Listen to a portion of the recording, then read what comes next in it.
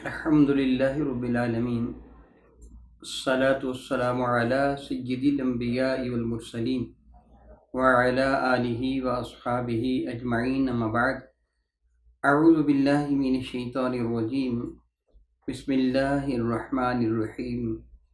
ان اللہ وملائکتہ یصلون علی النبی یا ایہا الذین آمنوا صلوا علیہ وسلموا تسلیما۔ اللہم صلی وسلم وبارک علی سیدنا و مولانا و نبینا محمد النبی الامی الکریم وعلی آلہ و اصحابہ اجمعین۔ الصلاة والسلام علیک یا سیدی یا رسول اللہ وعلی آلک و اصحابک یا سیدی یا حبیب اللہ۔ الصلاة والسلام علیک یا سیدی یا رحمة للعالمین وعلی آلک و اصحابک یا سیدی یا سیدی یا سیدی یا شفیع المذنبین۔ نہایت ہی معزز محترم، بہت ہی زیادہ عزت و احترام کے لائق علماء ذی وقار، مشائخ اعظام، حضرات کرام قدر، السلام علیکم ورحمۃ اللہ تعالی وبرکاتہ۔ آپ نے جن محبتوں کا، عقیدتوں کا اور پیار کا ثبوت دیا اپنے کریم آقا تاجدار اربوجم شفیع معظم رحمت عالم کے ساتھ، اور آپ کی ولادت باسعادت کی خوشی میں جو آپ نے جلوس نکالا، آپ تشریف لائے، میں آپ کو دل کی اتھاہ گہرائیوں سے ہدیہ تبریک پیش کرتا ہوں۔ بحمد اللہ تعالی ثم الحمد للہ تعالی ثم الحمد للہ تعالی۔ یہ بے ناچیز اپنے کریم پروردگار کے حضور سراپا سپاس ہے کچھ الہ حقیقی نے اس ناچیز و حقیر بندے کو یہ توفیق عطا فرمائی کہ اس وقت میں مدینہ الرسول سے آپ سے مخاطب ہوں۔ الحمدللہ تعالی ثم الحمدللہ تعالی کائنات ہستی میں ایک عظیم ترین شہر، اس پہ کوئی شک نہیں کہ اللہ رب العزت جل وعلا کے حضور تین شہر وہ ایسے ہیں جو پورے کرۂ ارض پر اللہ تعالی جل وعلا کو بہت محبوب ہیں۔ ان میں ایک شہر مکہ ہے، تاجدار اربوجم شفیع معظم رحمت عالم صلی اللہ علیہ وسلم کے جد امجد حضرت سیدنا ابراہیم علیہ نبینا علیہ الصلوۃ والسلام نے جس کی بنیاد رکھی۔ رب کائنات فرماتا ہے ان اول بیت وضع للناس للذی ببکۃ مبارکہ۔ کائنات ہستی میں سب سے پہلا وہ گھر جو اللہ تعالی جل وعلا کی رضا کے لیے انسانوں کی رب کائنات جل وعلا نے ہدایت کے لیے جس گھر کو منتخب فرمایا وہ حرم کعبہ ہے کہ جو مکہ مکرمہ کے اندر موجود ہے۔ ابراہیم علیہ السلام نے جس گھر کے لیے دعا مانگی تھی کہ رب ذوالجلال اس گھر کو امن والا بنا دے اور اس کے باشندوں کو رزق سے نواز دے اور پھلوں سے ان کو سرفراز فرما دے۔ میرے کریم آقا تاجدار اربوجم شفیع معظم رحمت کے شہر گرم قدر کے مطابق حرم کعبہ میں کی گئی ایک نیکی اللہ تعالیٰ کی حضور 1,00,000 نیکی کے برابر ہے۔ ہمہ وقت حرم کعبہ پر 120 رحمتوں کا نزول ہوتا ہے، جن میں 60 رحمتیں اللہ تعالیٰ ان کو عطا فرماتا ہے جو طواف کعبہ کر رہے ہوتے ہیں، اور 40 رحمتیں ان کا مقدر بنتی ہیں کہ جو وہاں نماز پڑھ رہے ہوتے ہیں، تسبیح و تحلیل کر رہے ہیں، قرآن کریم کی تلاوت کر رہے ہیں، ذکر و اذکار کر رہے ہیں، اور ان میں 20 رحمتیں رب کائنات ان کو عطا فرماتا ہے جو وہاں ماس بیٹھے حرم کعبہ کی زیارت کر رہے ہوتے ہیں۔ ایسا عظیم گھر کہ جس کی زیارت کرنے والوں کو بھی اللہ تعالیٰ اپنی رحمتوں سے نوازتا ہے۔ دوسرا وہ بہت عظیم شہر جو اللہ تعالیٰ جل وعلا کے حضور محبوب ہے، وہ مدینہ الرسول ہے کہ جو پہلے یثرب تھا۔ میرے اور آپ کے کریم آقا تاجدار اربوجم شفیع معظم رحمت عالم صلی اللہ علیہ وسلم جب مکہ مکرمہ سے عازم مدینہ طیبہ ہوئے ہیں، میرے کریم آقا تاجدار اربوجم شفیع معظم رحمت المراد کے وقت حرم کعبہ سے یعنی حرم مکہ سے باہر تشریف لائے تھے، اور حضور سید عالم صلی اللہ علیہ وسلم نے رات کے اندھیرے میں اپنا رخ زیبا شہر مکہ کی جانب کیا۔ میرے کریم آقا کی آنکھوں میں آنسو تھے، حضور رو رہے تھے۔ یہ وہ شہر تھا جس سے بچپن کی یادیں وابستہ تھی۔ میرے کریم آقا کی رفیق حیات سیدہ خدیجہ کبریٰ رضی اللہ تعالیٰ کا مرکز منور اسی شہر اقدس کے قبرستان کے اندر موجود تھا۔ حضور کے جد محترم حضرت عبد المطلب محبوب چچا حضرت ابو طالب یہی اسود اللہ تھے۔ میرے کریم آقا کے شہزادے حضرت سیدنا قاسم، حضرت سیدنا طیب رضی اللہ تعالی عنہما، حضرت سیدنا عبداللہ جن کا القاب طیب اور طاہر تھے، حضرت سیدنا قاسم اور حضرت سیدنا عبداللہ جن کا القاب طیب و طاہر تھے، وہ بھی اسی شہر مقدس کے مبارک قبرستان جنت معلیٰ کے اندر تشریف فرما تھے۔ میرے کریم آقا کے آباء و اجداد اسی شہر میں رہے تھے۔ یہ شہر میرے نبی کے جد محترم حضرت سیدنا اسماعیل ذبیح اللہ حضرت ابراہیم علیہ السلام نے اس کی تعمیر کیا تھا، اس کی ابتدا ہوئی تھی۔ میرے کریم آقا کو شہر بہت ہی محبوب تھا۔ حضور رو رہے تھے اور بارگاہ رب العزت میں اپنے ہاتھ اٹھا کر یہ التجا کر رہے تھے کہ رب کائنات، میں اس شہر کو چھوڑے جا رہا ہوں جو پورے کرۂ ارض پر مجھے سب سے زیادہ محبوب تھا۔ اللہ تعالیٰ اب مجھے اس شہر میں بھیجنا جو پوری روئے زمین پر تجھے سب سے زیادہ محبوب ہے۔ تو رب ذوالجلال نے میرے کریم آقا رسول عربی شفیع معظم رحمت عالم کے لیے مدینہ طیبہ کو منتخب فرمایا۔ گویا میرے نبی کی دعا کا جو صلہ تھا کہ وہ شہر مجھے عطا فرمانا کہ جو تجھے روئے زمین پر سب سے زیادہ محبوب ہے، وہ شہر مدینہ ہے جو رب کائنات نے میرے نبی کے لیے منتخب فرمایا۔ حق یہ ہے، حرم کعبہ کو بلا شک و شبہ بہت زیادہ فضیلتیں حاصل ہیں۔ رب ذوالجلال قرآن مجید فرقان حمید میں شہر مکہ کی قسم ذکر فرماتا ہے۔ ارشاد گرامی قدر فرماتے ہیں، لا اقسم بہذا البلد، اے محبوب مکرم سوائے اس کے نہیں، مجھے شہر مقدس کی قسم ہے۔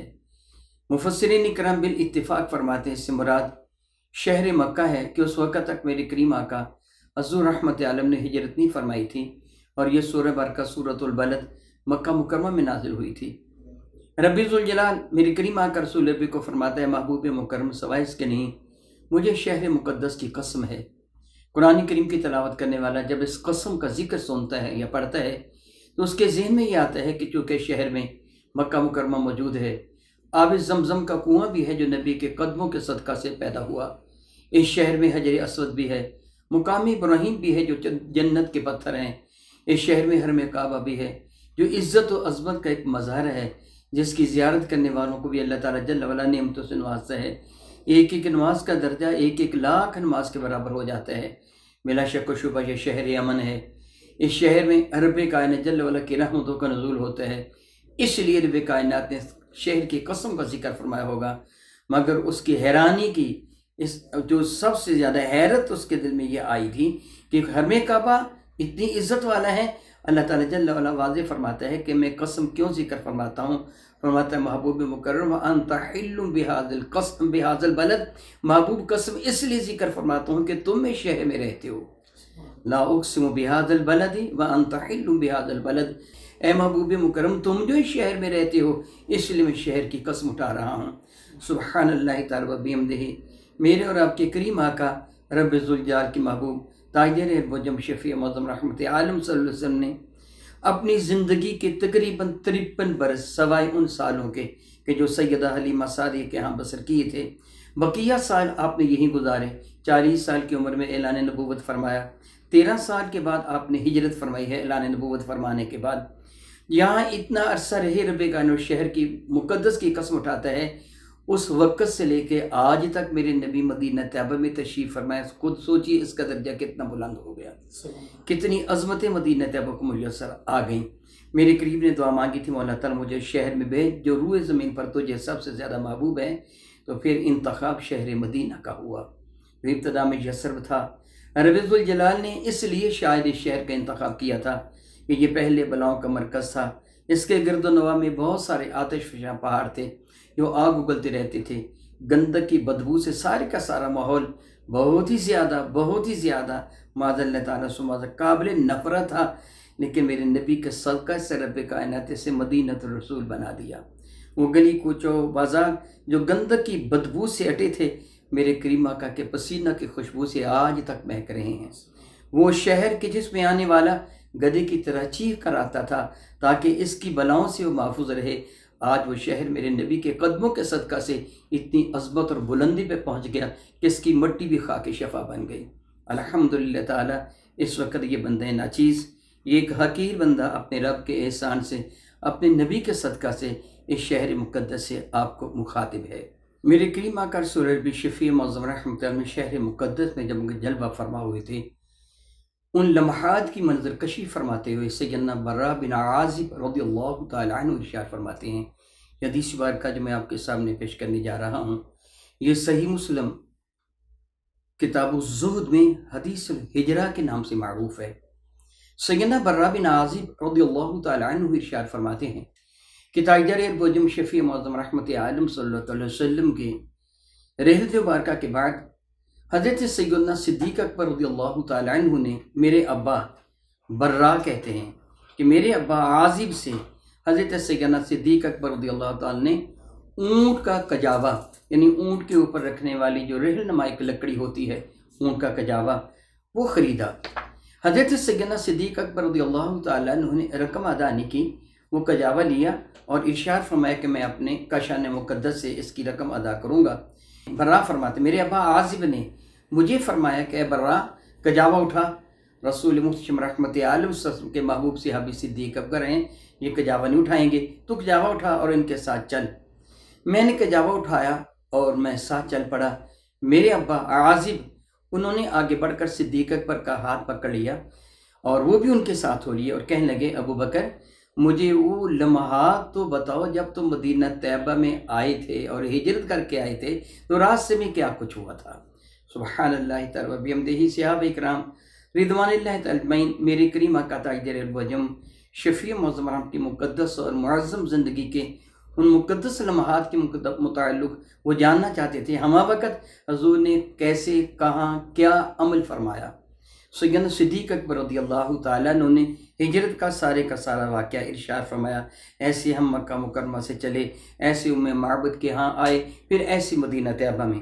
اختصار کے سر یوں کہیے کہ آپ نے فرمایا کہ ہم مدینہ طیبہ میں قباء شریفہ میں آئے اور قباء سے جب مدینہ طیبہ حاضر ہونا تھا تو اہل مدینہ استقبال کے لیے قباء تک بھی پہنچ گئے تھے اور انہوں نے حضور رحمت عالم صلی اللہ علیہ وسلم کو اپنے ساتھ لیا۔ میں تاجر البجم شفیع معظم رحمت کی معیت میں تھا، رسول مرشد رحمت عالم صلی اللہ علیہ وسلم اپنی اونٹنی پر سوار تھے۔ اہل مدینہ کے ذوق و شوق، محبت، الفت اور عقیدت یہ قابل دید عمل تھا اور ہر ایک کی یہ تمنا تھی رسول رحمت میرے ہاں تشریف لائیں، میرے ہاں تشریف لائیں۔ ہر کوئی یہی چاہتا تھا اور ہر کسی نے اسی تمنا کا اظہار کیا، یا رسول اللہ علیہ السلام اگر آپ میرے ہاں قدم رنجہ فرمائیں تو میری عزت، میری عظمت نہایت بلندی پر ہوگی، مجھے تو عزت کی معراج میسر آ جائے گی۔ دوسرے شخص کی یہ خواہش تھی، یا رسول اللہ آپ میرے ہاں قدم رنجہ فرمائیں، میرے ہاں وافر مقدار میں اونٹنے کے لیے چارہ بھی موجود ہوگا۔ تیسرا شخص بھی یہی تمنا کر رہا تھا، چوتھا بھی، میرے کریم بڑے ہی کریم ہیں، اللہ کی عزت کی قسم بہت ہی کریم ہے، بہت ہی کریم ہے۔ فرمانے لگے دیکھو میں تمہیں حکم دیتا ہوں میری اونٹنی کی جو مہار ہے چھوڑ دو، رسی اس کی گردن میں لپیٹ دو۔ اللہ رب العزت جل وعلا کی جانب سے یہ معمور ہے، معمور مفعول کے وزن پر ہے، یعنی اس کو حکم دے دیا گیا ہے، اس سے پتہ اس نے کہاں ٹھہرنا ہے، تم اس کی مہار کو چھوڑ دو، رسی اس کی گردن میں لپیٹ دو، جس جگہ یہ بیٹھے گی میں وہیں ٹھہروں گا۔ اللہ تعالیٰ نے اس کو بتا دیا ہے۔ سبحان اللہ تعالیٰ و بحمدہ، سبحان اللہ تعالیٰ و بحمدہ۔ علم مصطفیٰ کا کیا کہنا، جس سواری پر میرے نبی سوار ہوتے ہیں رب کائنات جل وعلا اس کو بھی ہدایت والی بنا دیتا ہے، اسے بتا دیتا اسے کدھر جانا ہے اور کہاں ٹھہرنا ہے۔ سیدنا صدیق اکبر فرما رہے تھے رضی اللہ تعالیٰ عنہ، جب ہم مدینہ طیبہ کی جانب چلے، راستے میں جمعہ کا وقت ہوا، جس جگہ مسجد جمعہ ہے یہاں میرے نبی نے نماز جمعہ ادا فرمائی۔ نماز جمعہ ادا فرمانے کے بعد پھر میرے کریم آقا نے قدم بڑھائے، اونٹی پر سوار تھے۔ اہل مدینہ کا ذوق و شوق دید نہیں تھا، جذبات محبت میں وہ سرشار تھے۔ اور حدیث مبارکہ میں جو یہاں الفاظ آتے ہیں، سیدنا صدیق اکبر نے جو فرمایا سیدنا برا بن عازب کو، اور برا بن عازب رضی اللہ تعالیٰ اس کو روایت کرتے ہیں، فرماتے ہیں کہ سیدنا صدیق اکبر فرمانے کہ میں نے دیکھا فصاعد الرجال والنساء فوق البیوت، ہم مدینہ میں داخل ہوئے تو میں نے دیکھا کہ مدینہ طیبہ کے خواتین و حضرات مکانوں کی چھتوں پر چڑھے ہوئے ہیں، وَيَتْفَرَّقُ الْغِلْمَانُ وَالْخُدَّامُ فِي الْأَسْوَاقِ، اور غلام اور بچے نوجوان مدینہ طیبہ کی گلی کوچوں اور بازار میں جلوس کر رہے ہیں، یونادون یا محمد یا رسول اللہ، یا محمد یا رسول اللہ، وہ یا محمد یا رسول اللہ کے نعرے لگا رہے ہیں۔ گویا جب آمد مصطفیٰ کریم ہوئی مدینہ طیبہ میں تو اہل مدینہ نے جشن منایا آمد مصطفیٰ کا، صلی اللہ تعالی علی حبیبہ دائماً ابدا۔ وہ یا محمد یا رسول اللہ کے نعرے لگا رہے تھے، اور حضور سید عالم صلی اللہ علیہ وسلم اونٹنی پر تشریف فرما تھے۔ ایک اور روایت میں ہے کہ مدینہ طیبہ کی چھوٹی چھوٹی بچیاں جو بنو نجار سے تعلق رکھتی تھیں، وہ مدینہ طیبہ سے باہر نکل کر وہ ثنیۃ الوداع گھاٹی پر کھڑی ہو کر میرے کریم آقا کا استقبال کر رہی تھیں اور یہ پڑھ رہی تھیں طلع البدر علینا من ثنیۃ الوداع وجب الشکر علینا ما دعا للہ داعی۔ وہ یہ محبوب ترین نغمہ وہ پڑھ رہی تھیں۔ میرے کریم آقا تاجر البجم شفیع معظم اس مدینہ طیبہ میں جلوہ فرما ہوئے۔ سبحان اللہ تعالی و بحمدہ۔ میرے کریم آقا کے مدینہ طیبہ میں آمد کا یہ منظر کتنا حسین اور کتنا خوبصورت ہوگا۔ آج آپ نے بھی جلوس نکالا اور آمد مصطفیٰ کی خوشی منائی۔ میں دعا کرتا ہوں کہ رب کائنات جل وعلا مدینہ طیبہ کے ان خوشی منانے والے صحابہ کرام کے صدقہ سے آپ کا یہ عمل اپنے دربار انور میں قبول فرمائے۔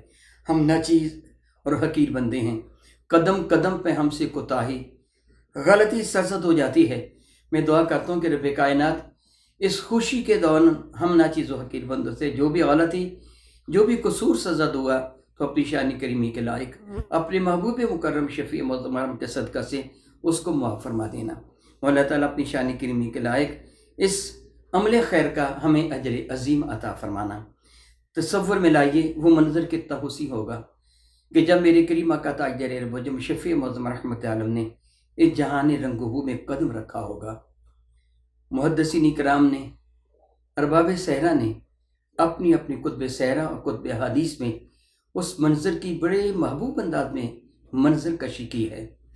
علامہ ابو نعیم رحمۃ اللہ تعالی علیہ نے دلائل النبوہ میں، امام باقی نے بھی دلائل النبوہ میں، علامہ اسماعیل نبہانی رحمۃ اللہ تعالی علیہ نے حجت اللہ للعالمین فی معجزات سید المرسلین، علامہ قسطلانی نے مواہب لدنیہ میں، علامہ الشیخ عبدالمحدث دہلوی نے مدارج النبوہ میں، اسی طرح دیگر محدثین کرام نے ان واقعات کی منظر کشی کی ہے کہ جب میرے کریم آقا تاجر البجم شفیع معظم رحمت عالم صلی اللہ علیہ وسلم اس جہان رنگوب میں تشریف لائے، حضرت سیدہ شفا رضی اللہ تعالی عنہ میرے نبی کی صحابیاں ہیں، فرماتی ہیں کہ اس وقت میں سیدہ آمنہ خاتون کے آنگن میں موجود تھی اور فرماتی ہیں کہ میں نے محسوس کیا کہ آسمان کے ستارے آمنہ کے آنگن میں اتر آئے ہیں۔ حضرات گرامی قدر، آپ اس بات سے بہت اچھی طرح واقف ہیں کہ بعض ستارے اتنے بڑے بڑے ہیں کہ ہماری زمین سے کئی ہزار گنا بڑے ہیں۔ ستارے تو سارے آمنہ کے آنگن میں نہیں آ سکتے تھے، مگر وہ آمنہ کے آنگن کو جگمگاتا ہوا دیکھ رہی تھی، جس طرح آج کل آپ نے یہ لائٹنگ کر رکھی ہوتی ہے، مرچیں وغیرہ لگا رکھی ہوتی ہیں، روشنی لگا رکھی ہوتی ہے اور یہ جگمگا رہے ہوتے ہیں ماحول سارے کے سارے ارد گرد کے۔ اسی طرح سیدہ آمنہ خاتون کا گھر وہ جگمگا رہا ہے۔ معلوم یوں ہوتا ہے کہ شاید رب کائنات جل وعلا کے فرشتے اس آنگن میں اترے ہوئے تھے اور اللہ تعالیٰ کی رحمتوں کا نزول ہو رہا تھا، جس سے سیدہ شفا دیکھ رہی تھیں۔ سیدہ شفا خود فرماتی ہیں منظر اتنا حسین تھا کہ جب رسول رحمت نے اعلان نبوت فرمایا، میں بغیر کسی ہچکچاہٹ کے میں حضور سید کون مکان کے دامن کرم سے وابستہ ہو گئی کہ میں نے ان کی ولادت کے وقت ہی ان کا یہ معجزہ دیکھ لیا تھا۔ سیدہ شفا ارشاد فرماتی ہیں کہ آمنہ خاتون سے مروی ہے، سیدہ آمنہ سلام اللہ تعالی علیہ ارشاد گرامی قدر فرماتی ہیں کہ جب رسول مرشد رحمت کون و مکان علیہ وسلم کی ولادت باسعادت کے لمحات قریب سے قریب تر آ رہے تھے، میں یہاں ایک بات کی وضاحت کر دوں۔ سیدہ آمنہ خاتون سلام اللہ تعالی علیہ فرماتی ہیں کہ جب رسول رحمت صلی اللہ علیہ وسلم میرے پاس تشریف لائے، یعنی شکم انور میں جلوہ فرما ہوئے، مجھے کسی قسم کی کوئی گھبراہٹ محسوس نہیں ہوئی۔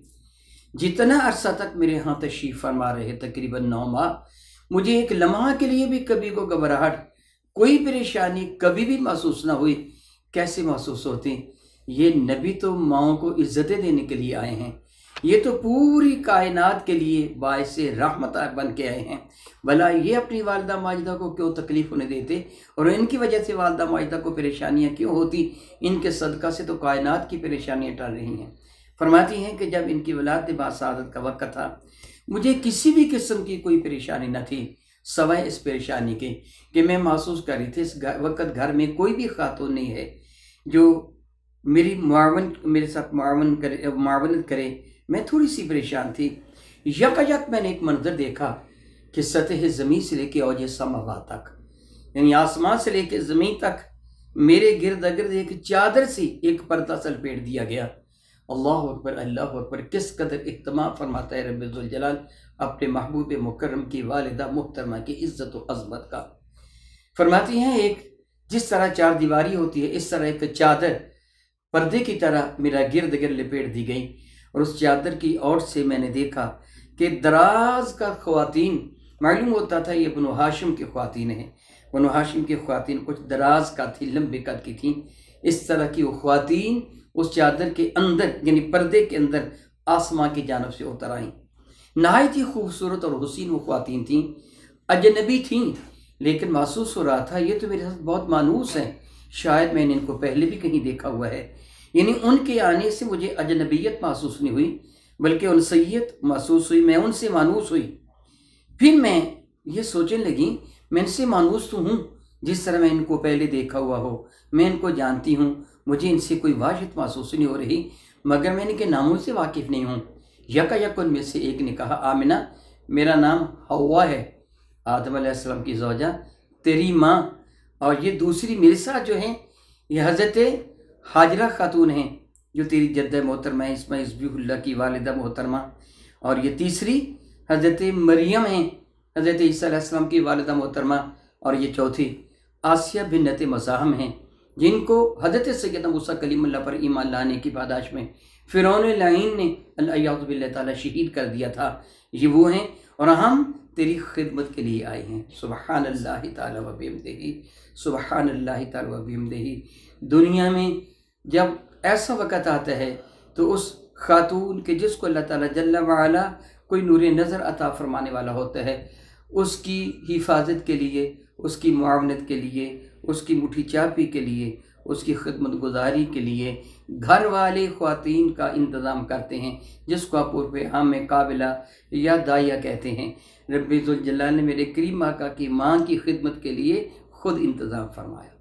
سیدہ آمنہ خاتون فرماتی یک میں نے دیکھا کہ میرا کمرہ نور سے بھر گیا، کوئی زحمت نہیں ہوئی، یک دیکھا میرا کمرہ نور سے بھر گیا، اور اس نور کی روشنی، اس کی نور کی تابانی کا منظر یہ تھا کہ میں نے اپنی چارپائی پر لیٹے ہوئے ملک شام کے محلات کو دیکھ لیا۔ یہ حدیث مبارکہ مشکاۃ شریف کے اندر بھی موجود ہیں۔ میرے کریم آقا رسول عربی شفیع مضمرہ فرماتے ہیں کہ جب میری ولادت باسعادت ہوئی تو میری والدہ محترمہ آمنہ خاتون نے دیکھا کہ ان کے جسم انور سے نور نکلا ہے، اور جس کی روشنی سے ملک شام کے محلات بھی نظر آ گئے۔ سبحان اللہ تعالیٰ و بحمدہ، میرے کریم آقا کی ولادت باسعادت ہو چکی تھی۔ سیدہ آمنہ خاتون سلام اللہ تعالیٰ علیہ کو کوئی زحمت نہیں ہے۔ میرے کریم آقا تاجدار المجید والدہ محترمہ خود ارشاد فرماتی ہیں خرج منی نور، مجھ سے ایک نور کی ولادت باسعادت ہوئی جس سے سارا ماحول منور ہو گیا۔ سیدہ شفا فرماتی ہیں میں بھی اس وقت وہاں موجود ہو گئی کہ جس وقت سرکار کی ولادت باسعادت ہوئی تھی۔ میرے کریم آقا سجدہ میں گئے، سجدہ میں سر رکھا میرے کریم آقا تاجدار المجید شفیع معظم رحمت عالم نے۔ یاد رکھیے ہر انسان جو پیدا ہوتا ہے نارمل پیدا ہو، تو اب نارمل نہیں، نارمل پیدا ہو تو سر جھکا کر پیدا ہوتا ہے۔ میرے کریم آقا نے سجدہ میں سر رکھا۔ حضور اعلیٰ حضرت کس قدر خوبصورت وہ ایک شعر عرض کرتے ہیں، پہلے سجدہ پہ روز ازل سے درود، یادگار یہ امت پہ لاکھوں سلام۔ گویا پہلے ہی سجدہ کر کے میرے نبی نے اپنی امت کے لیے دعا مانگی کہ اللہ میری امت میرے حوالے کر دے۔ میرے کریم آقا رسول ربی کی ولادت باسعادت ہو چکی تھی، پورا گھر خوشبوؤں سے مہک اٹھا تھا۔ میں نے جن کتب کا نام لیا دہرانے کی ضرورت نہیں ہے، ان میں ہے کہ حضرت سیدنا عبدالمطلب میرے کریم آقا رسول ربی کے دادا محترم اس وقت حرم کعبہ میں طواف کعبہ کر رہے تھے۔ سحری کا وقت تھا، رات جا رہی تھی، دن آ رہا تھا، یوں کہیے شب ظلمت جا رہی تھی، سراج منیرہ کا طلوع ہو رہا تھا۔ آفتاب ہدایت کائنات ہستی میں اپنی روشنیاں بکھیرنے کے لیے جلوہ فرما ہو چکا تھا۔ صبح کا ستارہ نوید مسرت لے کر طلوع ہو چکا تھا۔ سیدنا عبدالمطلب رضی اللہ تعالیٰ عنہ حرم کعبہ کا طواف کر رہے تھے۔ یہ آپ کی عادت تھی کہ رات کے وقت حرم کعبہ کے طواف کرتے اور ساری رات اللہ تعالیٰ کی عبادت میں بسر فرما دیتے۔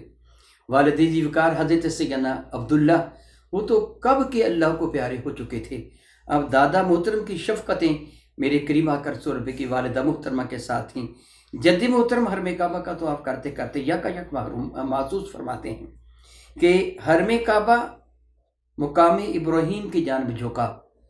اس وقت مقام ابراہیم موجودہ جگہ نہیں تھا، اب مقام ابراہیم فاصلے پر ہے۔ اس وقت مقام ابراہیم کے گرد گرد کوئی کسی قسم کا چوکٹا وغیرہ موجود نہیں تھا۔ مقام ابراہیم حرم کعبہ کے دائیں جانب حرم کعبہ کے دروازے کے ساتھ ہی نصب کیا گیا تھا، اور اس کے اوپر کسی طرح کا کوئی چوکٹا نہیں تھا، بلکہ اہل مکہ بطور تبرک ابراہیم علیہ السلام کے مبارک پاؤں جس پتھر میں لگے تھے اور پتھر میں دھنسے ہوئے تھے، اس پہ پانی ڈالتے ان گھڑوں میں، اور پانی ڈال کر پھر نکال کر پی لیتے۔ رب کائنات جل وعلا کے صدقہ سے ان کو بیماریوں سے شفا عطا فرما دیتا۔ مقام ابراہیم کی جانب جھکا۔ اب چشم تصور میں ایک منظر لے کے آئیے کہ حرم کعبہ کے آپ حرم کعبہ کی جانب منہ کریں گے، حرم کعبہ کی جانب منہ کریں تو دائیں جانب بائیں جانب الٹے ہاتھ تو ملتزم ہے، وہ حجر اسود ہے، دائیں جانب جدھر حتیم ہے ادھر حجر اسود نہ یہ مقام ابراہیم تھا۔ حرم کعبہ اس جانب کو جھکا۔ اگر آپ آ جاتے ہیں تو کوہ ابو قبیس، جبل ابو قبیس کے پہلو میں وہ آج بھی عمارت موجود ہے جس جگہ میرے کریم آقا کی ولادت و سعادت ہوئی تھی۔ آج کل وہ لائبریری میں تبدیل کر دی گئی ہے۔ آپ دیکھیں گے تو آپ کو پتہ چلے گا دراصل وہ حرم کعبہ مقام ابراہیم کی جانب جھکا تھا، وہ سیدھا میرے کریم آقا کے کاشان مقدس کی جانب جھکا تھا۔ اگر میں سادہ سے لفظوں میں یہ جملے کہوں تو شاید غلط نہ ہو۔ آدم کو فرشتوں نے سجدہ کیا تھا، میرے نبی کی ولادت ہوئی تو حرم کعبہ نے میرے نبی کو سجدہ کیا ہے۔ سبحان اللہ تعالی و بحمدہ، جن کے سجدے کو محراب کعبہ جو کی، ان بھووں کی لطافت پہ لاکھوں سلام۔ میرے کریم آقا رسول عربی شفیع معظم کے جد محترم نے محسوس فرمایا حرم کعبہ جھکا ہے، اور جھک کر پھر اپنی دیواروں پہ کھڑا ہو گیا۔ منظر بڑا ہی حیرت ناک تھا۔ حرم کعبہ ربر کا بنا ہوا نہیں تھا کہ وہ جھکے اور جھک کر پھر کھڑا ہو جائیں، یہ تو سنگلاخ پتھروں کا بنا ہوا تھا۔ کسی پتھر کا جنبش میں آنا، ہلنا، پھر اس دیوار کا زمین پر جھکنا، دیوار تو گر جاتی ہے لیکن یہ تو پھر اپنے قدموں پہ دیوار کھڑی ہو گئی تھی۔ آپ نے خیال کیا شاید میں خواب دیکھ رہا ہوں، پھر اپنے آپ کو محسوس کیا نہیں میں خواب نہیں دیکھ رہا، میں تو حقیقت دیکھ رہا ہوں۔ حضرت عبدالمطلب تھوڑے سے گھبرا گئے، گھبرا کر اپنے کاشان مقدس کی جانب بڑھے۔ میں نے قطب صحرا میں پڑھا، جب آپ اپنے گھر کی جانب جانے کے لیے صفا اور مروہ پہاڑیوں کے درمیان سے گزرے تو آپ کو محسوس ہوا جس طرح کبھی صفا نیچے ہو رہی ہوتی ہے مروہ اوپر، اور کبھی مروہ نیچے صفا اوپر ہو رہی ہے۔ گویا سادہ سے لفظوں میں یوں سمجھیے کہ وہ پہاڑیاں جھوم رہی ہیں، وہ پہاڑیاں جھوم رہی ہیں۔ حضرت سیدنا عبدالمطلب کے لیے یہ بڑا حیرت ناک منظر تھا۔ وہ آپ کو ہاتھ غائبی سی آواز محسوس ہوتی ہے۔ عبدالمطلب حیران نہ ہوں، کائنات جھوم رہی ہے کہ محبوب مکرم کی ولادت باسعادت ہو چکی ہے۔ کائنات کا ذرہ ذرہ جھوم رہا ہے۔ حضرت سیدنا عبدالمطلب اپنے کاشان مقدس میں تشریف لائے، اپنے گھر کو نور و نکہت سے بھرپور پایا۔ سیدہ آمنہ خاتون کا جو گھر تھا خوشبوؤں سے بھرپور تھا۔ آپ اس کمرہ میں تشریف لائے جس کمرہ میں میرے کریم آقا تاجر ارب شفیع معظم رحمت عالم اپنی والدہ ماجدہ حضرت سیدہ آمنہ خاتون کے پہلو میں تشریف فرما تھے۔ حضرت سیدنا عبدالمطلب اندر داخل ہوئے، نور بھرے چہرے کو دیکھا، بہت متاثر ہوئے، اٹھایا، اپنے لخت جگر کو یعنی اپنے پوتے کو اپنے ہاتھوں پہ لے لیا، مقدس پیشانی کو چوما۔ میرے کریم نے مسکرا کر مبارک آنکھوں کو کھول دیا۔ سیدنا عبدالمطلب نے سیدہ آمنہ خاتون سے سوال کیا، بیٹی کیا نام رکھا ہے میرے بیٹے کا؟ تو سیدہ آمنہ خاتون نے نہایت ہی سعادت مندی کے ساتھ جواب دیا، ابا جی آپ کے ہوتے ہوئے کس کی جرت ہے نام رکھتا، نام تو آپ نے رکھنا ہے۔ حضرت سیدنا عبدالمطلب نے چند لمحے سوچا، چند ثانیے توقف کیا، پھر نظریں کرم اٹھائی، آمنہ خاتون کی جانب دیکھا، فرمان کے بیٹی میں اپنے اس پوتے کا نام محمد تجویز کرتا ہوں۔ سبحان اللہ تعالی و بحمدہ، یہ انوکھا نام تھا۔ اس کا معنی بنتا ہے الذی یحمد حمدا بعد حمد، ایسی ذات مبارکہ کہ جس کی حمد پر حمد ہوتی رہے، جس کی نعت کبھی ختم ہونے کو آئے ہی نہیں۔ یاد رکھیے میں آپ کے سامنے گفتگو کرتا ہوں، مجھے اپنی گفتگو کا سلسلہ باقی رکھنے کے لیے اپنی آواز کو بند کر کے سانس لینا پڑتا ہے، محمد وہ ہستی ہے کہ جس کی عظمتوں کے تذکرہ میں ڈسکنیکٹ آئے ہی نہیں، اس قدر تسلسل کے ساتھ جس کی حمد بیان ہوتی رہے کہ اللہ کے بعد سب سے زیادہ حمد جس ہستی کی بیان ہو اس ہستی کو ہستی محمد کہتے ہیں۔ سب سے زیادہ حمد اللہ تعالیٰ کی، اللہ کے بعد میرے نبی محتشم رحمت عالم کی۔ سیدہ آمنہ خاتون نے جب یہ سنا کہ جد محترم نے، دادا جان نے ان کا نام تو محمد رکھا ہے، تو مسکرا پڑی، کہنے لگی کہ دادا جی، ابا جی، اللہ کی قسم میں حیا کی وجہ سے آپ کو نہیں بتاتی تھی، مجھے تو ہر مہینے کوئی نہ کوئی نبی آ کے بتاتا تھا آمنہ تیرے پیٹ میں محمد ہیں، ہر مہینے کوئی نہ کوئی نبی آ کے بتاتا تھا۔ حضرت سیدنا عبد المطلب رضی اللہ تعالیٰ عنہ سے بعض صنادید مکہ نے بھی یہ سوال کیا تھا کہ اے عبد المطلب، ہمارے ہاں تو بچوں کے نام ایسے نہیں رکھے جاتے، بلکہ بچوں کے نام تو جس طرح حرب رکھا جاتا ہے یا دوسرے نام رکھے جاتے ہیں، ایسے نام رکھے جاتے ہیں، محمد نام تم نے بڑا عجیب نام رکھا۔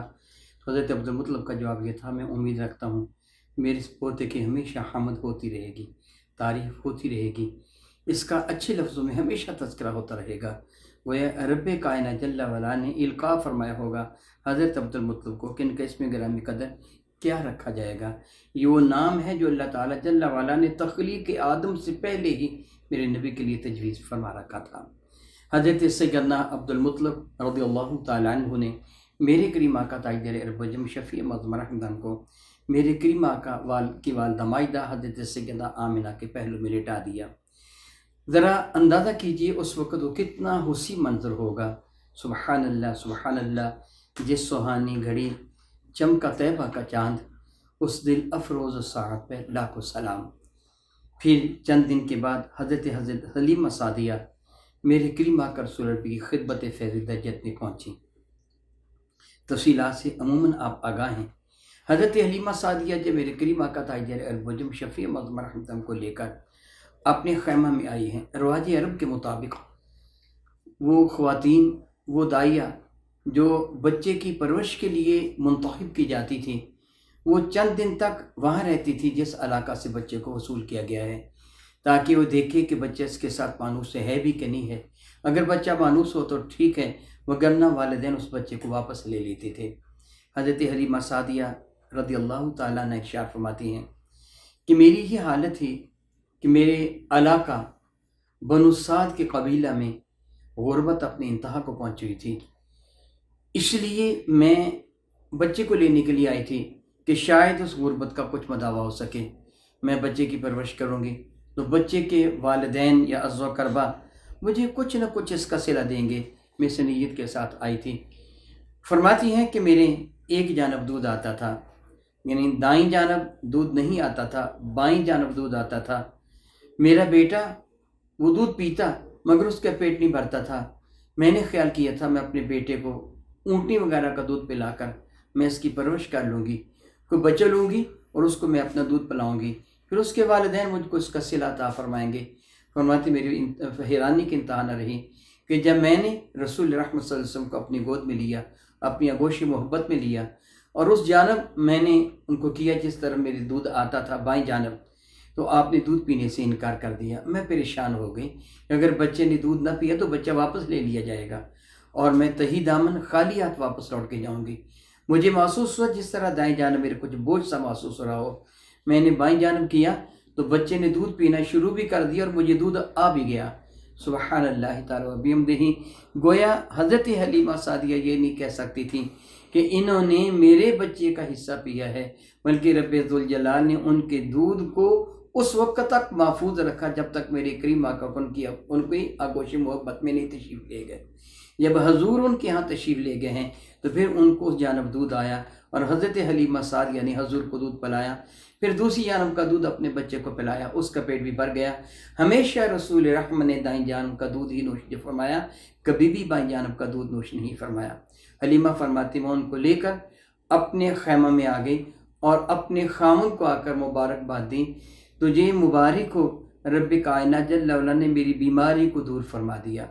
میرے ایک جانب دودھ آتا تھا، دوسری جانب کا خشک تھا، اس بچے کے آنے کی وجہ سے مجھے دونوں جانب دودھ آ گیا، اور الحمدللہ تعالیٰ الحمدللہ تعالیٰ اس قدر ہے کہ دونوں بچے پیٹ بھر کے اب الحمدللہ تعالیٰ سکون کی نیند سوئیں گے۔ اور آج تک حضرت حلیمہ سعدیہ اس اونٹنی کا دودھ جو ساتھ لے کے آئی تھی نوش جہاں اس لیے فرماتی تھی کہ بچے کو دودھ آ جائے، فرمانے لگی اب میں نہ بھی پیوں تو مجھے امید ہے کہ مجھے اس کی ضرورت محسوس نہ ہوگی، جاؤ اونٹنی کا دودھ نکال لاؤ، آج تم بھی پی لو۔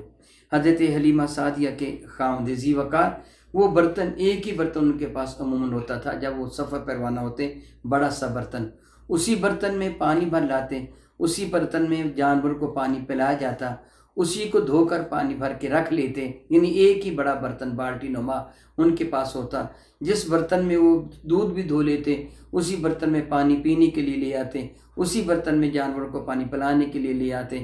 حضرت حلیمہ سعدیہ کے خاوند ذی وقار وہی برتن لے کے گئے، دھو لیا پانی سے کہ اب اس میں دودھ کو دھونا ہے۔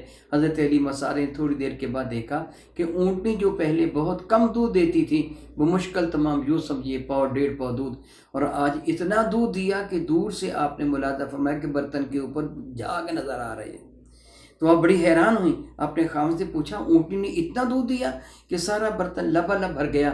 مسکرا کے فرمایا کہ حلیمہ اللہ کی قسم اگر اس سے بڑا برتن ہوتا تو وہ بھی لبالب بھر جاتا، اونٹنی کو بھی اللہ نے برکت عطا فرما دی ہے، یہ بچہ بڑا ہی بابرکت ہے، بڑا ہی بابرکت ہے۔ گویا آپ سادہ سے لفظوں میں یوں کہہ سکتے ہیں کہ حلیمہ سعدیہ نے میرے نبی کو نہیں، میرے نبی نے حلیمہ سعدیہ کو پالا ہے۔ الحمدللہ تعالیٰ ثم الحمدللہ تعالیٰ الحمدللہ تعالیٰ وہی نہیں بلکہ کائنات ہستی میں جس کو جو مل رہا ہے، میرا اللہ فرماتا ہے کُلًا نُمِدُّ ہؤلاء وہؤلاء من عطاء ربک، محبوب مکرم علیہ السلام ہم ہر کسی کو عطا فرماتے ہیں مگر کائنات ہستی کو جو عطا فرمایا جا رہا ہے یہ تیرے رب کی عطا ہے، گویا تیرے وسیلہ سے ہے۔ صحیح بخاری شریف میں حدیث مبارکہ کتاب العلم میں ہے کہ میرے کریم آقا رسول اللہ کے ارشاد گرامی قدر ہے انما انا قاسم واللہ یعطی، اس پہ شک نہیں کہ عطا رب کائنات فرماتا ہے مگر کائنات ہستی میں مصطفیٰ تقسیم فرماتا ہوں۔ جو کچھ آپ کو مل رہا ہے، جو کچھ مجھے مل رہا ہے، جو پہلے کو ملا، جو بعد والوں کو ملے گا، اللہ کی عزت کی قسم یہ سارا صدقہ ہے میرے نبی کا صلی اللہ تعالیٰ علی حبیبہ دائما ابدا۔ کون نہیں جانتا کہ حضرت سیدنا آدم علیہ السلام کی توبہ کو رب کائنات نے انہی کے صدقہ سے شرک قبول سے نوازا۔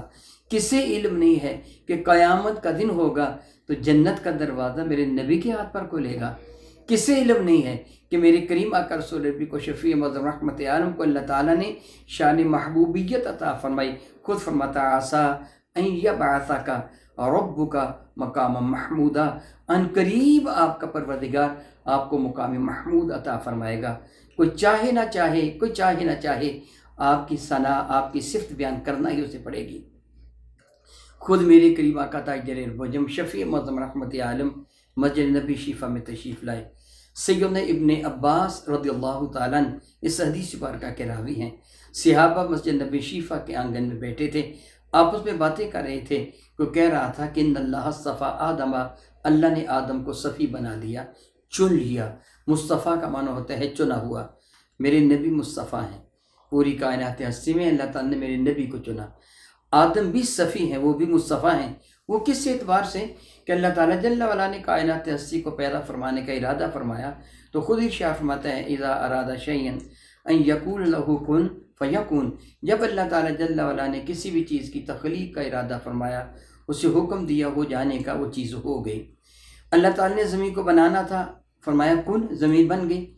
اللہ تعالیٰ جل وعلا نے اس میں پہاڑوں کو بنانا تھا، دریاؤں کو بنانا تھا، سمندروں کو بنانا تھا، درختوں کو بنانا تھا، نباتات کو بنانا تھا۔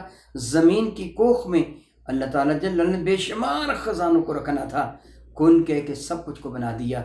آسمان کو بنایا تو کن، اس کی وسعت میں ستاروں کو پھیلایا، سورج کو چاند کو بنایا، فرمایا کن، بن گیا۔ جنت و دوزخ کو بنایا، کن کہا تو سب کچھ بن گیا۔ یعنی ہر چیز کو ہو جانے کا حکم دیا، وہ چیز ہو گئی۔ آدم کو دست قدرت سے بنایا ہے، اپنے مبارک ہاتھوں سے بنایا ہے۔ اس لیے اللہ تعالیٰ فرماتا ہے ان اللہ اصطفیٰ آدم، کہ آدم کو میں نے چن لیا۔ آدم کو دست قدرت سے کیوں بنایا؟ کہ میرے کریم آقا رسول اللہ کو ان کی نسل سے پیدا فرمانا تھا۔ صحابہ کہنے لگے آدم صفی ہیں، اور ابراہیم علیہ السلام کے لیے کہنے لگے وہ اللہ کے خلیل ہیں۔ اللہ تعالیٰ نے ان کو اپنا خلیل بنایا۔ ایک کہہ رہے تھے حضرت سیدنا موسیٰ کلیم اللہ، اللہ کے ساتھ گفتگو کرنے والے کلیم اللہ ہیں۔ ایک کہہ رہے تھے عیسیٰ روح اللہ ہیں، کلمت اللہ ہیں۔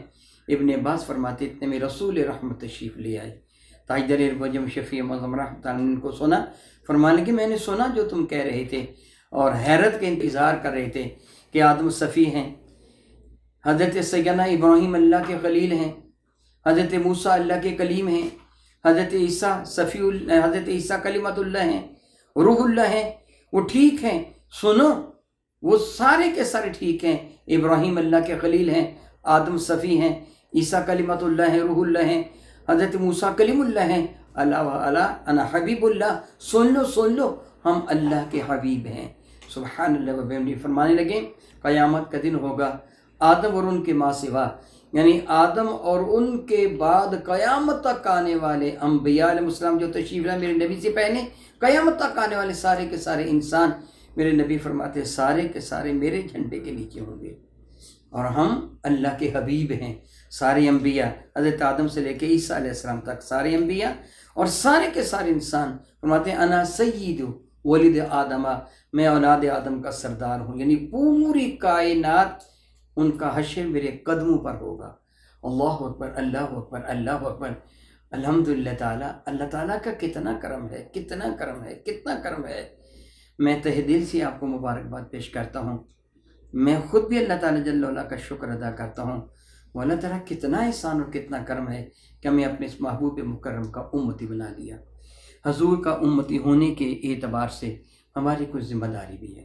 ہمارا کردار اعلیٰ ہونا چاہیے، عرفہ ہونا چاہیے۔ ہم رسول اللہ کی امتی ہیں۔ تاجدر بجم شفیع معظم رحمۃ اللہ سے ہم کو نسبت ہے، اور اللہ تعالیٰ کو یہ نسبت کتنی پیاری ہے۔ ارشاد فرماتا ہے کنتم خیر امۃ اخرجت للناس تأمرون بالمعروف وتنہون عن المنکر، تم بہترین امت ہو، تمہارا فرض منصبی ہے کہ تم لوگوں کو نیکی کی دعوت دیتے ہو اور لوگوں کو گناہ سے بچاتے ہو۔ حضرات گرامی قدر، کفار ہمارے دشمن ہیں، ہمارے نبی کے دشمن ہیں، ہمارے دین کے دشمن ہیں، ہمارے قرآن کے دشمن ہیں، ہمارے اللہ کے دشمن ہیں، ہمارے بھی دشمن ہیں۔ ان کو اپنا دشمن سمجھیے۔ وہ تم سے اس شرف کو چھیننا چاہتے ہیں، حاسد ہیں، وہ تم سے حسد کی وجہ سے، جیلس پن کی وجہ سے تم سے شرف کو چھیننا چاہتے ہیں۔ شرف تم میسر آیا ہے، اور آپ جانتے ہیں کہ کچھ عرصہ قبل پاکستان میں تحفظ حقوق نسواں کے نام سے ایک قانون پاس کیا گیا جو بے حیائی کا قانون تھا۔ میرا جسم میری مرضی، اس قانون کے تحت معاذ اللہ تعالیٰ سبحان اللہ تعالیٰ، اللہ کی عزت کی قسم، میرے جسم پر میری مرضی نہیں ہے۔ یہ میں نے اپنے چہرے پہ داڑھی رکھی ہے، یہ میری مرضی نہیں، میرے نبی کی سنت ہے۔ میں نے اپنے نبی کی سنت سمجھ کے یہ رکھی ہے۔ میں نے سر پر یہ امامہ باندھا، یہ میری مرضی نہیں ہے، میرے نبی کی مرضی ہے، میرے نبی کی سنت ہے۔ میں 5 وقت نماز ادا کرتا ہوں، یہ میں نے ایجاد نہیں کی، یہ میری مرضی نہیں ہے، میرے اللہ اور میرے نبی کی مرضی ہے۔ میں روزی رکھتا ہوں، بھوکا رہتا ہوں، یہ میری مرضی نہیں ہے، میرے اللہ اور میرے نبی کی مرضی ہے۔ میں نے نکاح کیا، یہ میری مرضی نہیں ہے، میرے اللہ اور میرے نبی کی مرضی ہے۔ میں نے اپنے نبی کی سنت پہ عمل کیا۔ میں ناخن کاٹتا ہوں، کھانا کھاتا ہوں، پانی پیتا ہوں، یہ مرضی میری نہیں، مجھے چاہیے کہ میں اپنے نبی کی مرضی مانوں۔ پھر کیا ہوگا؟ پھر میرا پانی پینا بھی عبادت ہے، میرا کھانا کھانا بھی عبادت ہے، میرا سونا بھی عبادت ہے، میرا جاگنا بھی عبادت ہے، میرا کام کاج کرنا بھی عبادت ہے، پھر میرا ہر لمحہ عبادت ہے۔ جب میں اپنی مرضی نہ کروں، اپنے نبی کی مرضی مانوں، اپنے رب کی مرضی مانوں۔ اگر میں ایک لمحہ کے لیے یہ کہوں گا کہ یہ کام یہ میں نے اپنی مرضی سے یہ داڑھی رکھی ہے، میری داڑھی رکھنے کا کوئی فائدہ نہیں ہے، معاذ اللہ تعالیٰ میں جہنم کا ایندھن بن جاؤں گا۔ اگر میں کہوں گا کہ مجھ پر میری مرضی ہے، میری مرضی نہیں ہے۔ میرا اللہ قرآن کریم میں ارشاد گرامی قدر فرماتا ہے وَمَا خَلَقْتُ الْجِنَّ وَالْإِنسَ إِلَّا لِيَعْبُدُونَ، میں نے جن اور انسانوں کو اس لیے پیدا کیا وہ میری عبادت کریں، میری مرضی کے مطابق زندگی بسر کریں، اس طرح نہیں کہ وہ اپنی مرضی کریں۔ اپنی مرضی اسی وقت ختم ہو گئی جب میں نے پڑھ لیا لا الہ الا اللہ محمد رسول اللہ، میری مرضی ختم ہو گئی، میرے اللہ کی مرضی مجھ پہ نافذ ہو گئی۔ اگر میں ایسے نہیں کرتا تو پھر یہ کفر ہے، در اسلام سے خارج ہونا ہے۔ جو بھی یہ جملہ کہے میرے بدن پر میری مرضی ہے، وہ اس نے اللہ کا بھی انکار کر دیا، اللہ کے نبی کا بھی انکار کر دیا، یہ صراحتاً کفر ہے۔ پہلے یہ کفریہ قانون پاس کیا گیا، اور آج کل پھر ایک اور نہایت ہی عیاشی، فحاشی اور بدکاری کا قانون ٹرانسجینڈر پاس کیا جا رہا ہے، جس میں معاذ اللہ تعالیٰ سمجھ اللہ تعالیٰ ہم جنسی کو الیاذ باللہ تعالیٰ ترغیب ملے گی، ہم جنس پرستی کو الیاذ باللہ تعالیٰ سمجھ الیاذ باللہ تعالیٰ۔ مرد اپنے آپ کو عورت کہلوائے گا یا بنوائے گا، عورت اپنے آپ کو مرد کہلوائے گی یا بنوائے گی، اور یہ کتنا بڑا گناہ ہے اس کا اندازہ آپ کو اس بات سے ہو جائے گا۔ مشکوٰۃ شریف تو عام پائی جاتی ہے حدیث مبارکہ کہ یہ کتاب جو مختلف کتب حدیث کے حوالہ سے اس کو اختصار کے ساتھ ان میں حدیث مبارکہ نقل کی گئی۔ کتاب اللباس مشکوٰۃ شریف کا پڑھ لیجئے۔ میرے کریم آقا رسول اللہ نے لعنت فرمائی ہے اس عورت پر جو مردوں جیسا لباس پہنتی ہے، اور لعنت فرمائی ہے اللہ تعالیٰ اس مرد پر جو عورتوں جیسا لباس پہنتے ہیں۔ افسوس صد افسوس آج کل ایسے ہو رہا ہے، حتیٰ کہ بعض نعت خوان بھی عورتوں جیسا لباس پہن لیتے ہیں۔ معاذ اللہ تعالیٰ سبحان اللہ تعالیٰ۔ یاد رکھیے میرے نبی نے لعنت فرمائی ہے، گویا میرے نبی نے نہیں اللہ نے بھی لعنت فرمائی اس عورت پر جو مردوں جیسا لباس پہنے، اور لعنت فرمائی اس مرد پر جو عورتوں جیسا لباس پہنے۔ غور کیجئے، اگر لباس پہننے والے پر اللہ اس کے رسول کی لعنت ہے تو جنس تبدیل کرنے والے پر لعنت کیسے نہیں ہوگی؟ کتنی لعنت نازل ہوگی اس پر، پھر اس کی موت لعنت کی حالت میں آئے گی یا رحمت کی حالت میں آئے گی۔ یاد رکھیں جہاں لعنت ہوتی ہے وہاں رحمت نہیں ہوتی، جہاں رحمت ہوتی ہے وہاں لعنت نہیں ہوتی۔ کافر یہ چاہتے ہیں مسلمانوں پہ اللہ کی رحمت نہ ہو، اللہ کی لعنت ہو، اس لیے وہ ایسے قوانین پاس کروا رہے ہیں۔ اور وہ مسلمان خود کو کہلوانے والے جو ہمارے بیوروکریٹ ہیں، سیاستدان ہیں، میں کسی بھی سیاسی جماعت کا نام نہیں لیتا، مطلقاً کہتا ہوں جو بھی اس قانون معاذ اللہ تعالیٰ معاذ اللہ تعالیٰ ٹرانسجینڈر کی جو حمایت کرنے والے ہیں، اس قانون فحاشی اور یاشی کی حمایت کرنے والے ہیں، وہ سارے کے سارے شدید گنہگار ہیں، حتیٰ کہ اگر وہ اس کو جائز کہتے ہیں تو کفر تک کا ڈر ہے، دائرہ اسلام سے خارج ہونے تک کا ڈر ہے کہ اللہ اور اس کے رسول کی نافرمانی، صراحتاً نافرمانی، میں اس کی پرزور تردید کرتا ہوں۔ آپ سارے کے سارے حضرات میں امید رکھتا ہوں اس سلسلہ میں میرے ساتھ قرارداد پاس کریں گے، اور میں اعلان کرتا ہوں کہ ٹرانسجینڈر جو یہ بل پاس کیا جا رہا ہے میں اس کی شدید مخالفت کرتا ہوں۔ آپ ہاتھ اٹھا کر میرا ساتھ دیجیے گا، اور آپ یہ ثابت کیجیے گا کہ اے اللہ کے رسول، ہم تیرے بندے ہیں، ہم نے کلمہ طیبہ پڑھا ہے تیری توحید کا، تیرے نبی کی رسالت کا، ہمارے کریم آقا رسول عربی کا کلمہ ہم نے پڑھا ہے، کسی سیاسی لیڈر کا کلمہ ہم نے نہیں پڑھا۔ ہم امتی تیرے نبی کے ہیں، بندے تیرے ہیں، کسی سیاسی لیڈر کے نہ بندے ہیں نہ امتی ہیں۔ ہم وہی کام کریں گے جو تجھے منظور ہے، تیرے نبی کو منظور ہے۔ ہر وہ قانون جو آئین اسلام کے خلاف ہوگا، جو قرآن کریم سے ٹکرائے گا، جو احادیث نبویہ سے ٹکرائے گا، جو احکامات شرعیہ سے ٹکرائے گا، ہم اس سے ٹکرائیں گے، ہم اپنی جان قربان کر دیں گے، مگر قرآن و حدیث میں تبدیلی نہیں لانے دیں گے۔ اے اللہ تو گواہ ہو جا، ہم اس ہر قانون سے اظہار نفرت کرتے ہیں جو تیرے اور تیرے نبی کی تعلیمات کے خلاف ہے۔ میں دعا کرتا ہوں رب کائنات میرے کریم آقا تاجدار ارب و عجم شفیع معظم رحمت کے صدقہ سے میری اور آپ کے حاضری کو اپنے دربار مقدس میں شفع قبول سے نوازے، اور اللہ تعالیٰ جل وعلا ہمیں اس طرح زندگی بسر کرنے کی توفیق عطا فرمائے جس طرح اللہ تعالیٰ اور اس کے رسول کی رضا ہے۔ آمین ثم آمین، وآخر دعوانا ان الحمدللہ رب العالمین۔ اب دعا فرما لیجیے۔ الحمدللہ رب العالمین، الصلاۃ والسلام علی سید الانبیاء والمرسلین وعلی آلہ واصحابہ اجمعین۔ اللہم یا ربنا آتنا فی الدنیا حسنہ وفی الآخرۃ حسنہ وقنا عذاب النار وادخلنا الجنۃ مع الابرار یا عزیز یا غفار یا رب العالمین۔ رب ذوالجلال میرے کریم آقا تاجدار ارب و عجم شفیع معظم رحمت عالم کے وسیلہ جلہ سے اس عزتوں والے عظمتوں والے دن کے صدقہ سے اس مقدس شہر کے صدقہ سے اپنے محبوب مکرم شفیع معظم کے وسیلہ جیلہ سے مولا تعالیٰ ہماری اس حاضری کو قبول و منظور فرما۔ مولا تعالیٰ ہم سے جو بھی کوتاہی یا غلطی سرزد ہوگی ہو تیرے دربار مقدس میں تیرے محبوب مکرم کا وسیلہ پیش کرتے ہیں تو ہم کو معاف فرما۔ اس محفل بارکہ کے حقیقی فیض و برکات سے ہمیں مستفیض فرما۔ مولا تعالیٰ آج کے اس مقدس دن کا صدقہ، مولا تعالیٰ اس مقدس شہر مدینہ کا صدقہ، اپنے محبوب مکرم شفیع معظم رحمت کی شان کریمی کا صدقہ، تو اپنی شان رحمت کا صدقہ مولا تعالیٰ حاضرین محفل پر اپنی رحمت نازل فرما، ان کی تمام پریشانیوں کو دور فرما، زمین و آسمان کی آفات و بلیات سے ان کو محفوظ و مامون فرما، دونوں جہانوں میں عزت و عظمت ان کو عطا فرما، دونوں جہانوں کی ذلت و رسوائی سے محفوظ فرما۔ مولا تعالیٰ ان کی رزق حلال میں وسعت عطا فرما۔ مولا تعالیٰ جو ان کے عز و کربا رشتہ دار احباب یہ جو بھی بیمار ہیں میرے نبی کے صدقہ سے سب کو صحت و تندرستی عطا فرما، جو بے اولاد ہیں ان کو نیک و صالح اولاد عطا فرما، جو بے روزگار ان کو حلال ذریعہ معاش عطا فرما۔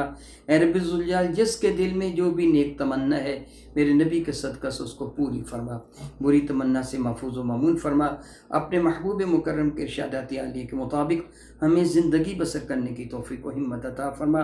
مولا تعالیٰ اس پر لطف لمحات کے صدقہ سے اپنے نبی کی ولادت باسعادت کے ان لمحات کے صدقہ سے شہر مدینہ کے صدقہ سے مولا تعالیٰ جل وعلا اپنی شان کریمی کے صدقہ سے پوری دنیا کے مظلوم مسلمانوں کی امداد فرما، ان کو ظالموں کے پنجے ظلم و ستم سے نجات عطا فرما، ان کے لیے آسانی پیدا فرما۔ مولا تعالیٰ ہمارے ملک میں جو آفات سماوی ارضی آئی ہیں مولا تعالیٰ میرے نبی کے صدقہ سے ہمیں ان سے محفوظ فرما، رحمت نازل فرما۔ آئندہ مولا تعالیٰ ایسے مصائب و علام سے تو ہماری حفاظت فرما۔ اللہم یا ربنا تقبل منا انکا انت السمیع العلیم وتب علینا یا ربنا انکا انت التواب الرحیم بحرمت حبیبک الرؤوف الرحیم صلی اللہ تعالیٰ علی رسول النبی الامی الکریم محمد و آلہ و اصحابہ اجمعین برحمتک یا ارحم الراحمین۔ آپ بے شک سلام پڑھ لیجئے، سلام پڑھنے کے بعد پھر دعا مانگ لیجئے۔ السلام علیکم ورحمۃ اللہ تعالیٰ وبرکاتہ۔